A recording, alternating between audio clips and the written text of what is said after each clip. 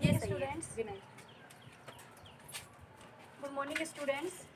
देखो, बायोलॉजी में कल मैंने आपको वृषण के बारे में समझाया था। अब वृषण के बाद जो दूसरा है वो है अधिवृषण। अधिवृषण या इसका दूसरा नाम है एपिडीडाइमिस। एपिडीडाइमिस अधिवृषण, ये दूसरा नाम इसका है एपिडीडाइमिस है। देखो, जो एपिडीडाइमिस होता है ये क्या होता है?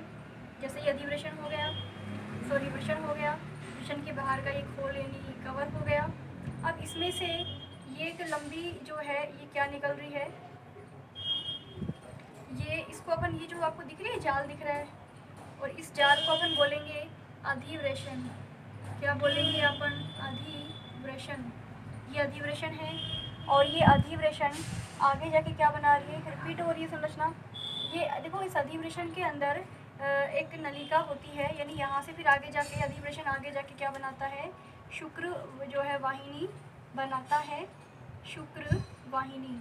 लेकिन इस अधिवृषण की अगर मैं संरचना की बात करूँ तो कुछ इस तरीके से, जैसे इसका शुरू का चौड़े वाला भाग होता है और फिर थोड़ी सकड़ी होकर ये आगे निकल जाती है। कुछ इस तरीके से जो है इसकी संरचना होती है। तो इस अधिवृषण के भी 3 पार्ट होते हैं। एक तो होता है कैपट एपिडिडाइमस, दूसरा है कॉर्पस, और तीसरा होता है कोडा एपिडिडाइमस। कैपट एपिडिडाइमस, कॉर्पस एपिडिडाइमस और कोडा एपिडिडाइमस। कैपट जो होता है ये शुरू का थोड़ा चौड़े वाला भाग होता है, शुरू का चौड़ा भाग क्या कहलाएगा आपका? कैपट। बीच वाला क्या हो जाएगा? कॉर्पस।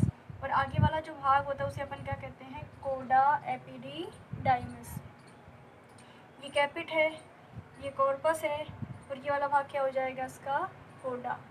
तो कैपिट एपिडिडाइमस, कॉर्पस एपिडिडाइमस, और ये वाला भाग क्या हो जाएगा आपका? कोडा एपिडिडाइमस। ठीक है। अब इसके आगे अगर अपन बात करें तो देखो क्या हो जाएगा।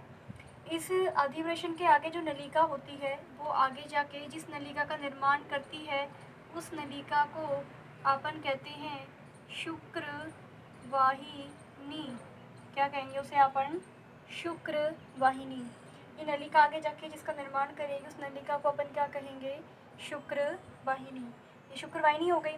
अब ये शुक्र वाहिनी देखो आगे जाके एक फूला हुआ पार्ट बनाती है। अगर मैं शुक्र वाहिनी की बात करूं तो इस एपिडिडाइमस के बाद जो तीसरा पार्ट आता है वो क्या होता है? शुक्र वाहिनी ही है।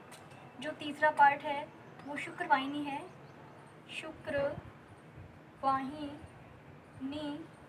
कौन सा भाग है तीसरा? शुक्र वाहिनी। देखो, जो ये शुक्र वाहिनी वाला भाग है ये किसका निर्माण करेगा? जो शुक्र वाहिनी वाला भाग होता है ये शुक्र वाहिनी इस एपिडिडाइमस के पश्च भाग से निकलती है। एपिडिडाइमस का जो पश्च भाग होता है पीछे वाला, इस पीछे वाले भाग से निकलती है ये शुक्र वाहिनी, और ये शुक्र वाहिनी फिर आगे जाके खुलती है शुक्राशय के अंदर। इसका जो अगला भाग होता है चौथा, वो है शुक्राशय। शुक्राशय है। लेकिन एक बात ये ध्यान रखना कि शुक्र वाहिनी जो होती है ये इस एपिडिडाइमस के पश्च भाग से निकली। पश्च भाग से निकलकर आगे एक फूला हुआ पार्ट बनाई जिसे अपन कहेंगे एम्पुला या तुंबिका। एम्पुला, एम्पुला बनाएगी। जो एम्पुला होता है इस एम्पुला के अंदर शुक्राणुओं का संग्रह किया जाता है अस्थायी तौर पर। इसके बाद में शुक्र वाहिनी आगे जाके शुक्राशय के अंदर खुलेगी।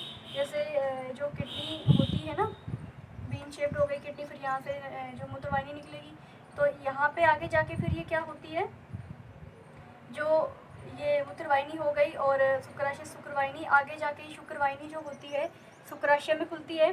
कहाँ खुलेगी? शुक्राशय में।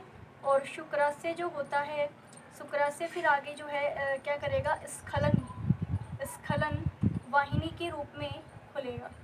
शुक्राशय आगे खुलता है, किसके रूप में खुलता है? शुक्रवाहिनी जाएगी शुक्राशय में, और शुक्राशय में शुक्र द्रव भरा रहता है। ये शुक्र द्रव क्या करता है? शुक्राणुओं को पोषण देता है। और यहाँ से शुक्र द्रव जो होगा, इस शुक्र द्रव के अंदर शुक्राणुओं का अस्थायी संग्रह होगा। ये जो शुक्र द्रव होता है ये शुक्राणुओं को पोषण भी देता है, और आगे जाके फिर ये स्खलन वाहिनी का निर्माण करता है। तो ये ध्यान रखना कि एपिडिडाइमस के पश्च भाग से निकलेगी शुक्र वाहिनी, शुक्र वाहिनी आगे जाके बनाएगी एम्पुला, एम्पुला फिर आगे जाके नीचे किसका निर्माण करेगा, आपके स्खलन वाहिनी का। अब स्खलन वाहिनी और यहाँ से किडनी से निकलेगी मूत्र वाहिनी, दोनों आपस में क्या होंगी, मिलकर एक कॉमन इजैकुलेटरी डक्ट जो है, एक कॉमन जो डक्ट का सामान्य नलिका का निर्माण करेंगी। तो ये हो गया शुक्राशय। चौथा जो पार्ट है इसका वो है मूत्र वाहिनी। ये किडनी से निकलेगी, जो किडनी होती है, किडनी से जो कॉमन है, दो किडनी होंगी, दोनों किडनी से जो है बीन शेप जैसी जो है मूत्र वाहिनी क्या होंगी, बाहर निकलेंगी और आगे जाके ये किसका निर्माण करेगी, मूत्राशय का निर्माण करेगी और मूत्राशय से जो है फिर आगे मूत्रमार्ग द्वारा मूत्र जो है बाहर उत्सर्जित हो जाएगा। तो आपको ध्यान रखना है ये दोनों वाहिनी हो गई, ये मूत्राशय हो गया और फिर आगे जो है ये बाहर हो जाएगा।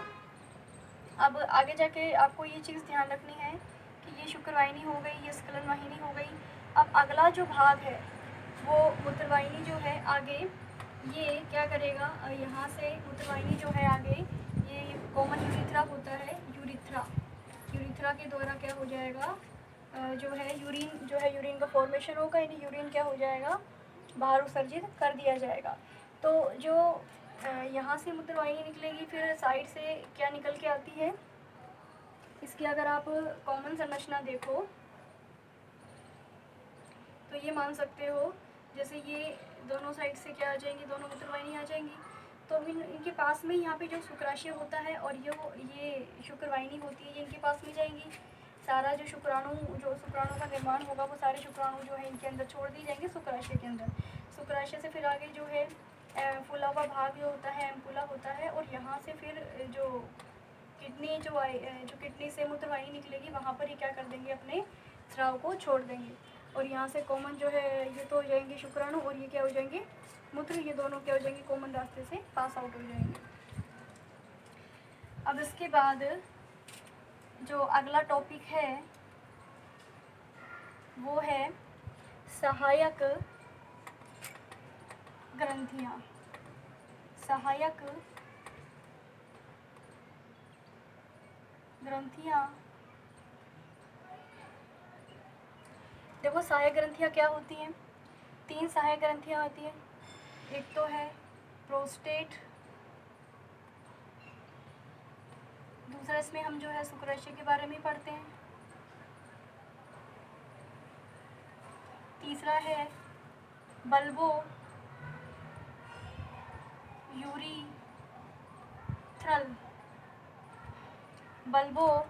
यूरिथ्रल ग्रंथि। ये क्या है, बल्बो यूरिथ्रल ग्रंथि। देखो जो प्रोस्टेट ग्रंथि होती है ये क्या काम करती है, प्रोस्टेट ग्रंथि से जो क्या होता है, ये मूत्रमार्ग के आधार पर मिलती है। एक तो ये ध्यान रखना है कि मूत्र मार्ग के आधार पर मिलती है, ये मूत्र मार्ग के आधार पर मिलती है। ये वाला आपका मूत्राशय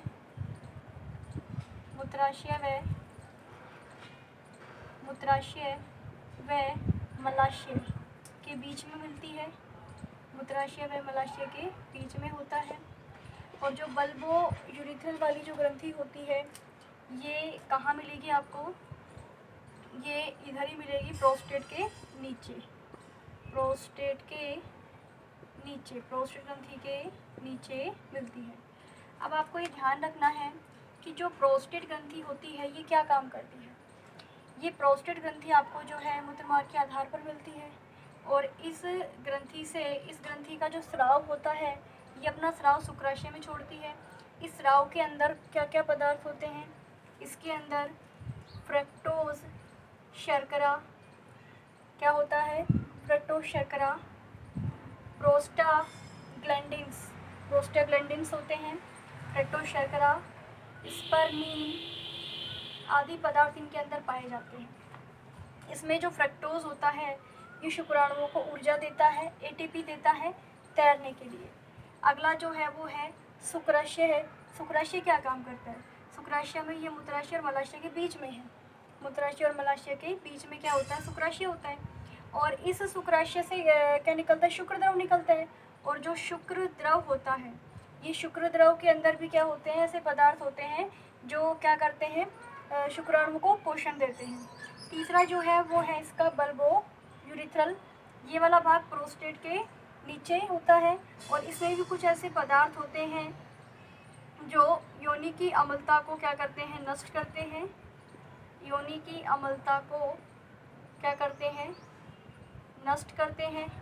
और जो माध्यम होता है उसको क्या करते हैं, क्षारीय बनाते हैं। यानी क्षारीय पदार्थ निकलता है जो अम्ल को नष्ट करता है और क्या करता है, माध्यम को सुगम बनाता है। तो 3 तो सहायक ग्रंथियाँ हो गई, प्रोस्टेट ग्रंथि, शुक्राशय और बल्बो यूरिथ्रल। ये आपको यहीं जैसे मूत्रवाहिनी निकलेगी तो उसके साइड में ही आपको जो है मिल जाएंगी, ये साइड में ही मिलती हैं, ये प्रोस्टेट और ये बल्बो यूरिथ्रल और ये शुक्राशय हो गया। तो ये तो था इसकी आज की संरचना।